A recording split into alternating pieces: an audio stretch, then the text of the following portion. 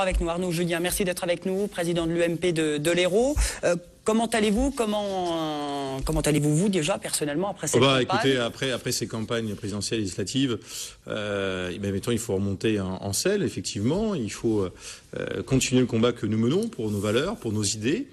Après une défaite présidentielle et législative, il faut nous rassembler. Je crois que le rôle qui met un parti avec les responsables et les élus du département, c'est d'être unis, d'être rassemblés, pour ensuite préparer l'alternance. Il faut qu'on retrouve effectivement à l'UMP, on a une réunion samedi prochain autour de Jean-François Copé, un corpus idéologique, un corps idéologique de l'UMP, pour retrouver effectivement qui sommes-nous, où est-ce qu'on veut aller, au niveau du programme, au niveau de nos idées. Et puis ensuite, il faut aussi voir nos militants. Et j'ai invité les militants qui m'ont aidé dans ma circonscription, dans cette élection législative, à faire une paella à Juvignac ce samedi. Alors vous avez échoué sur la 8e circonscription de l'Hérault. À froid, justement, comment vous analysez cette défaite? Il n'y a pas de député élu UMP dans l'Hérault ou dans le Gard même. Il y a eu beaucoup Notre région, Languedoc-Roussillon, est une région on l'appelait le Midi Rouge dans notre histoire. Et toutes les régions comme la nôtre, qui un jour ont connu effectivement un phénomène monocolore, en l'occurrence rouge ou rose, de temps en temps, il y a des secousses comme ça, et malheureusement, tous les parlementaires, qui ont bien souvent d'ailleurs eu un très bon bilan, ont été emportés par la vague. Et je trouve que c'est dommage que finalement, dans le département de l'Hérault, il n'y ait pas un seul député UMP, mais peut-être que grâce au recours que nous aurons dans quelques mois, on aura des députés. Je crois que c'est la règle de la République, c'est l'opposition. Notre région, il y a 23 députés dans la région de Roussillon, seulement 2 sont UMP, un en Lozère et un dans les PO, et je trouve que c'est quand même dommageable pour notre pays, d'autant plus qu'on est dans une région qui est majoritairement à gauche, avec les grandes villes, les agglomérations, la région, le département, et puis maintenant les parlementaires. Comment on réagit quand on est président UMP d'un département comme vous, face à la déception des militants, au-delà de faire une paella? C'est important de faire une paella. Je note à Juvignac ce week-end. Comment on les rassure? Comment on les met en ordre de marche pour la suite? Ce qu'il faut, c'est effectivement les réunir, comme moi je le fais. Je sais que les autres candidats ou les députés sortants aussi le font pour réunir leurs militants. Ça, c'est un moment important. Et puis ensuite, il faut passer l'été, sur de digérer un petit peu cette défaite. Nous, on a une réunion nationale avec les cadres autour du secrétaire général Jean-François Copé, pour justement faire un débriefing sur ces 2 élections perdues. Et puis ensuite, passer l'été, finalement, pour digérer un petit peu ça, reprendre des forces. Et après, à la rentrée, nous aurons notre fête départementale autour des responsables départementaux, pour ensuite rencontrer nos militants et puis revenir à un travail qu'on a toujours mené, finalement, un travail de base. L'UMP est toujours une force militante importante. Nous sommes plus de 6000 adhérents au sein de l'UMP. On est quasiment 2 fois plus que le Parti Socialiste dans l'Hérault. On a des places fortes. On a Béziers, on a Agde, on a la Grande Motte. On a des villes autour de Montpellier, Saint-Jean-de-Védas, Palavas. Et puis dans le Gard aussi, Nîmes. Dans le Gard, on a Nîmes, on a Alès. On a des places fortes importantes. Il faut pas oublier ça. On a perdu les élections législatives.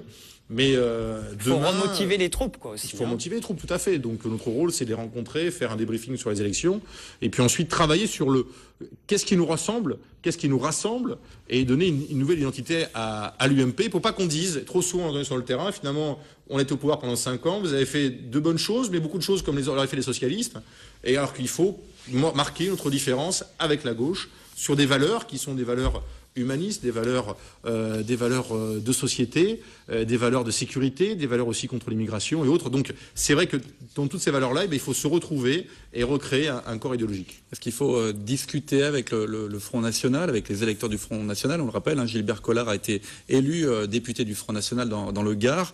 Est-ce qu'il y a eu des triangulaires avec le Front National? Triangulaires ont été dévastatrices. Je veux dire, c'est vrai que quand on a un Front National qui est à 20-23% selon les endroits, on a des triangulaires, et quand il y a une triangulaire, on perd. Donc là aussi, il faut essayer de voir comment on peut empêcher ce triangulaire-là. On a vu effectivement qu'il y avait des élus sortants qui étaient, droitiers, qui malheureusement ont eu les triangulaires, ont perdu. D'autres qui étaient plutôt centristes, qui aussi ont perdu, d'autres ont gagné. Voilà. Donc c'est vrai qu'il faut, sur notre territoire, notre Roussillon, qui est très marqué effectivement par les problèmes d'immigration, il faut réfléchir justement à s'adresser peut-être d'autant plus aux électeurs qui parfois votent Front National, qui d'ailleurs qui sont pas toujours de droite, je tiens à le souligner. Moi j'en ai vu beaucoup qui étaient plutôt aussi à gauche et qui au 2e tour ont voté pour François Hollande ou le candidat de gauche dans ma circonscription, ont voté au 1er tour pour le Front National. Ces électeurs-là, il faut leur parler, il faut surtout les écouter.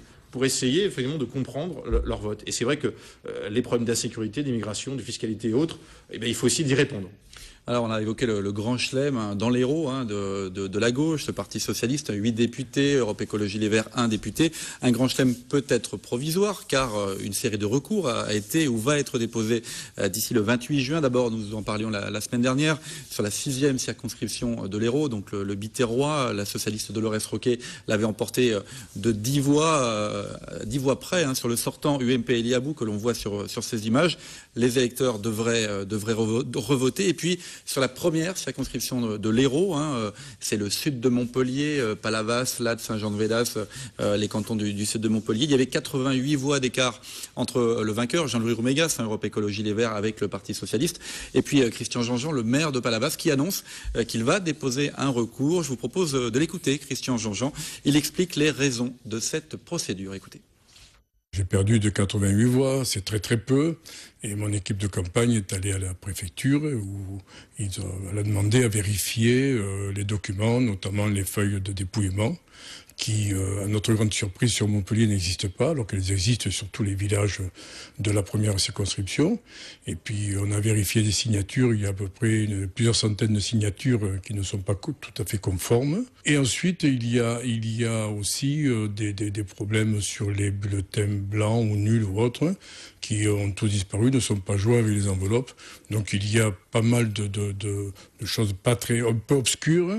Et c'est la raison pour laquelle j'ai pris la décision de déposer un recours. Et je pense qu'il peut prospérer et que nous pourrions revenir à ces élections et les faire dans des conditions qui soient des élections normales. Alors, ces recours, il y a des choses un peu étonnantes qui ont été découvertes. Après, c'est le Conseil constitutionnel qui va étudier le dossier, qui tranchera normalement à la rentrée, septembre-octobre, avec un vote. De toute façon, si le vote est décidé par le Conseil constitutionnel et si l'élection est annulée, il y aura un nouveau vote premier et deuxième tour avant la fin de l'année. Avant de vous faire réagir sur Christian Jean-Jean, juste un dernier recours, un autre recours, celui de France Jamais, Front National sur la 7e circonscription. Elle défend donc la thèse selon laquelle Gilles Détor, le sortant UMP, n'était pas éligible car il avait pris comme suppléant le maire de Sète, François Commeyn, déjà remplaçant du sénateur Raymond Couder. Une thèse que conteste d'ailleurs Gilles Détor, et même s'il n'a pas été élu, la candidate Front National considère qu'il n'aurait pas dû être candidat. Elle met même en cause directement les services de la préfecture de l'Hérault. Une affaire à suivre, je le rappelle, c'est de toute façon le Conseil constitutionnel qui tranche.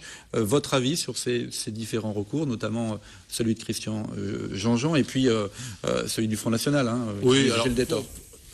Le recours d'Eliabou est tout à fait légitime aussi, puisqu'il a perdu de 10 voix. Il y a un écart très faible. 10 voix sur 40 000 votes. Donc c'est vrai qu'il a vu qu'il avait des problèmes de signature sur le Biterrois et autres. Donc je pense qu'évidemment le Conseil constitutionnel va casser cette élection-là. Pour ça, le Christian Jean-Jean, effectivement, c'est 88 voix, c'est quasiment rien sur le corps électoral.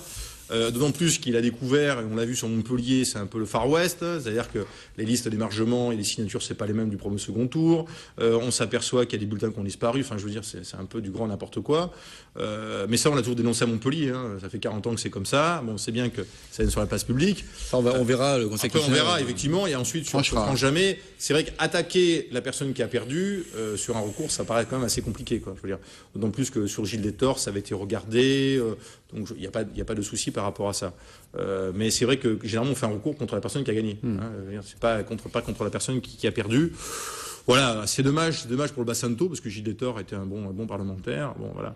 Mais c'est vrai que sur ces questions-là de recours, je pense que celui d'Eliabou et de Christian Jean-Jean ont de fortes chances d'aboutir. Et effectivement, à la fin de l'année, bien peut-être qu'on aura la chance d'avoir un, et j'espère 2 députés de droite dans le département de l'Hérault. On répète, ça n'est pas tranché. Il y a effectivement des choses qui ont été indiquées par Christian Jean-Jean. C'est évidemment le Conseil constitutionnel qui étudie et qui tranche. Ça voudrait dire que les électeurs retourneraient aux urnes. Si les élections sont annulées, effectivement, il y a les 2 tours. On revote la totalité de l'élection. Un mot de Christian Jean-Jean, soutenu par l'UMP. Est-ce qu'il fait toujours partie de l'UMP? Qu'est-ce qu'il va devenir au sein de la famille UMP, Christian Jean-Jean? Écoutez, moi je suis allé le soutenir pendant les élections législatives. Il fait partie de la famille UMP. Je pense que dans quelques semaines, dans quelques mois, il pourra réintégrer tout à fait l'UMP avec grand plaisir, parce qu'on a besoin de tout le monde dans ces moments-là de défaite. Effectivement, on a besoin de tout le monde. Et en plus que peut-être que dans quelques mois, il sera un parlementaire UMP qu'il a été encore il y a quelques années. Dans l'Hérault, il y a aussi le cas, entre guillemets, sans être péjoratif, Jean-Pierre Grand, le villepiniste, maire de Castelnau-le-Lez, qui a perdu son siège de député de la 3e circonscription. Il a eu face à lui Alain Berthet, un candidat d'hiver droite soutenu par un député sortant, Jacques Domergue. Ça fait pas un peu désordre dans la famille UMP comme... Pas des ordres, comme ça. Non, parce que d'une part, M. Berthet n'appartient pas à une famille politique, il n'appartient pas à l'UMP, donc dans une démocratie, tout le monde est libre de pouvoir partir aux élections. Et puis il ensuite, a été clairement soutenu quand même. Il a été clairement soutenu par des... Nous, on l'a vu au comité départemental ou au comité de circonscription, il y a eu une volonté forte de mettre quelqu'un d'autre sur sa circonscription. L'UMP national avait décidé autrement, c'était Jean-Pierre Grand qui avait l'investiture, mais après il est parti, bon, il est pas arrivé au deuxième tour, Jean-Pierre Grand était au second tour face aux socialistes, et lui aussi a été emporté par la vague rose, comme on l'a connu dans toute la région. Alors pourtant, fin mai, avant les législatives, tout le monde s'est retrouvé autour avec François Fillon. C'était à Celle-Neuve, dans le quartier Celle-Neuve. Il venait vous soutenir. Il était venu aussi soutenir Stéphane Rossignol sur la 9e circonscription. Alors il y avait, on le voit sur ces images, des exclus comme Daniel Santonja qui était juste à côté de François Fillon, puis Jean-Pierre Grand, et en face deux ennemis aussi. Écoutez, je préfère une image où tout le monde est rassemblé. C'était la paix électorale. Là, ce qui était, je vous dis un peu comment ça s'est passé. François Fillon m'a fait l'amitié de venir me soutenir dans ma circonscription, où je me présentais. Évidemment, j'ai fait venir les maires de ma circonscription qui me soutiennent, en l'occurrence Madame Santonja, qui est une amie, vous savez que je suis à Juvignac, le maire de Fabrègues et le maire de Saint-Georges-d'Or, qui ensuite, il avait un... Et vous pensez au municipal aussi à Juvignac? Comment? Vous pensez au municipal? Oui, mais ça c'est autre chose, ça c'est dans 2 ans. Ah bah ça va très vite, hein. Mais ça se prépare. Mais en tout cas, il est venu me soutenir, il y avait aussi Stéphane Rossignol, et puis il y avait aussi l'ensemble des parlementaires qui étaient présents. Et Raymond Couder, Christian Jean-Jean côte à côte, pourtant... je ne crois pas qu'ils étaient côte à côte. Ils étaient côte à côte à table. Ils se sont vous voyez, c'est l'image rassemblée de la droite. Je crois qu'il faut faire table rase du passé. Franchement, je vous le dis très honnêtement, dans le président départemental de l'UMP, dans la situation dans laquelle nous connaissons, et la priorité, c'est l'union. C'est l'unité de formation politique, d'une part. Deuxièmement, il faut reconquérir les territoires, et ce sera la priorité que je m'engagerai avec l'ensemble des cadres de notre formation politique pour reconquérir des villes, parce que c'est la base de notre démocratie, c'est la base du combat politique, c'est reconquérir les villes, et là on va s'y atteler dès la rentrée. Alors vous êtes aussi conseiller municipal à Montpellier, un mot du reste de l'actualité politique avec justement un hommage à Nicole Stamm ce lundi 25 janvier lors du conseil municipal de Montpellier. Nicole Stamm est décédée le 15 juin dernier, conseillère municipale depuis 1989. Elle faisait partie du groupe des Verts dans l'opposition depuis 2008. Avant, aux côtés de Georges Frêche, elle avait été vice-présidente de l'AGLO en charge notamment de la question des déchets, mais aussi à l'origine avec d'autres de l'idée du tramway. Le maire de Montpellier, Hélène Mandroux, et l'ensemble du conseil municipal lui ont donc rendu hommage en présence de ses enfants, de sa famille, et puis de son compagnon, évidemment, conseiller municipal aussi et nouveau député, Jean-Louis Roumégas, que l'on voit sur ces images. On va écouter le maire de Montpellier, Hélène Mandroux, ainsi que Christian Duprat, qui devient conseiller municipal, qui était le suivant sur la liste d'Europe Écologie Les Verts pour les municipales, et qui donc prend le siège de Nicole Stamm à la mairie de Montpellier. Écoutez. C'est très rare d'avoir dans une famille une personne qui sait dire non quand il faut dire non. Et Nicole était de ces femmes-là. Elle avait cette trempe, ces convictions. Jamais Nicole n'aurait dit oui si elle pensait non. Jamais, jamais. Et c'était une grande qualité de Nicole. Nous avons travaillé parfois ensemble dans la majorité, mais même si nous n'étions pas aujourd'hui ensemble, en fait on était ensemble, j'allais dire, par le cœur, et je me félicite en tout cas de l'accord qui est arrivé sur cette première circonscription entre nous et Europe Écologie Les Verts, qui a permis la victoire, effectivement, de Jean-Louis. Il est dommage que Nicole n'ait pas vécu ce moment fort, parce qu'elle s'est toujours battue pour cela. Pour l'instant, le groupe des Verts, Verts NPA, est dans l'opposition municipale, ce qui est assez paradoxal, puisque je suis personnellement dans la majorité départementale, que Jean-Louis Roumégas est dans la majorité présidentielle. Nous sommes des conseillers d'opposition, ce n'est pas nous qui avons fait ce choix, mais nous l'assumons. Un mot? Écoutez, moi je connaissais Nicole Stamm. En effet, c'était quelqu'un qui avait beaucoup de qualités humaines. même si nous avions une opposition politique, c'est évident, il y a beaucoup de respect l'un envers l'autre, et c'est pour ça qu'en tant que président de la fédération UMP de l'Hérault, j'ai fait une gerbe pour ses obsèques. Je sais que Jacques Domergue était présent, et je crois que c'est important dans ces moments-là de respecter l'individu et de faire corps avec M. Roumégas et ses enfants. Et c'est un moment important, hier soir au conseil municipal, de pouvoir se retrouver, gauche-droite réunis, pour des moments d'émotion, parce que quand on fait la politique, on donne de sa personne pour les autres. Et si malheureusement on disparaît, c'est bien qu'il y ait une reconnaissance. Alors on reste dans l'actualité d'Europe Écologie Les Verts. Le Montpellierin, avec une information un peu plus gaie, le Montpellierin Nicolas Dubourg qui devient trésorier du parti au niveau national, Europe Écologie Les Verts. Une décision prise ce week-end avec la nomination d'un nouveau secrétaire général. On va écouter ce Montpellierin qui était candidat au cantonal l'an dernier, Nicolas Dubourg. C'était hier en interview. Écoutez. Après 2 années où le rassemblement a beaucoup buté, j'ai envie de dire, sur des difficultés internes, sur des cultures différentes qui étaient celles issus du Parti des Verts, les militants issus du Parti des Verts, et puis les militants venus d'autres partis ou de la vie associative. Et malgré, je dirais, la réussite notamment de ce qui vient de se passer avec les élections législatives, etc., un sentiment comme ça que le parti avait perdu l'écoute et la dynamique des européennes de 2009. Et ce qui s'est passé, je crois qu'il y a un signal très très positif ce week-end, c'est la volonté de reprendre l'ouverture, de reprendre la dynamique qu'on avait su créer au moment des européennes.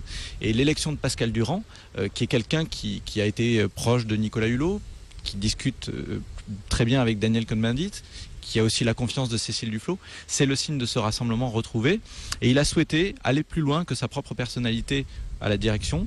Il a voulu s'entourer de personnes aussi qui représentaient cette ouverture et ce rassemblement.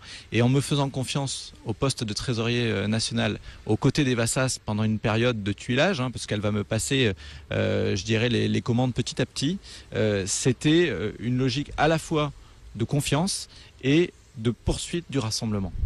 Voilà, Nicolas Dubourg, nouveau trésorier donc d'Europe Écologie Les Verts. Une dernière question, je l'ai déjà posée tout à l'heure. Les municipales, vous êtes candidat ? Écoutez, oui, je serai candidat au municipal à Juvignac en 2014. C'est une ville où j'habite, une ville où j'ai beaucoup d'amis, dont Madame Santonja, qui me fait confiance. Et c'est une ville que j'aime beaucoup. Voilà, et j'ai envie qu'on aille de l'avant sur l'agglomération de Montpellier et sur Juvignac. Merci en tout cas, merci d'être venu.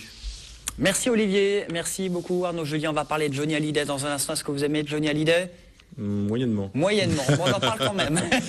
Juste après la pub, c'est au festival Aluna, c'est en Ardèche. Et puis on parlera de la fête au Sainte-Marie de la Mer, c'était le week-end dernier. À tout de suite.